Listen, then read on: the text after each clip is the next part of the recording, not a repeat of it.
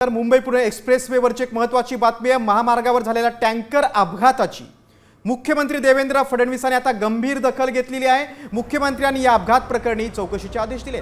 MSRDCला या घटनेची सखोल चौकशी करून शिफारसींसह सविस्तर अहवाल सादर करा असे निर्देश दिल्याची माहिती सूत्रांनी दिली आहे।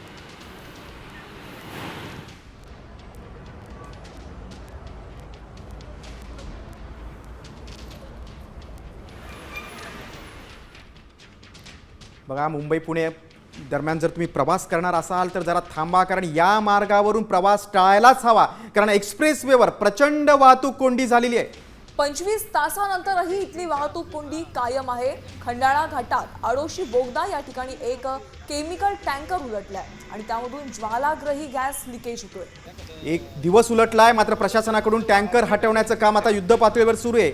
मात्र तोपर्यंत महामार्गावर 25 ते 30 किलोमीटरपर्यंत रांगा लागल्यात। वाहनांच्या सुरक्षेसाठी मुंबईकडील मार्ग बदलण्यात आलाय, त्यामुळे दोन्ही मार्गावर वाहतूक कोंडी झालेली आहे। प्रवाशांचे अतोनात हाल सुरू आहेत आणि म्हणूनच मुख्यमंत्र्यांनी देखील या सर्व प्रकाराची गंभीर दखल घेतली, चौकशीचे आदेश दिले।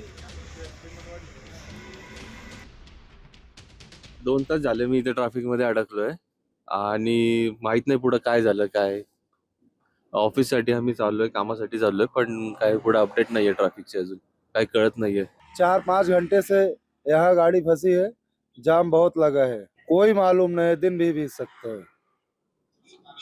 इधर बहुत ट्रैफिक है खंडाला घाट पे। कितना दिन लगेगा आपको जाने को?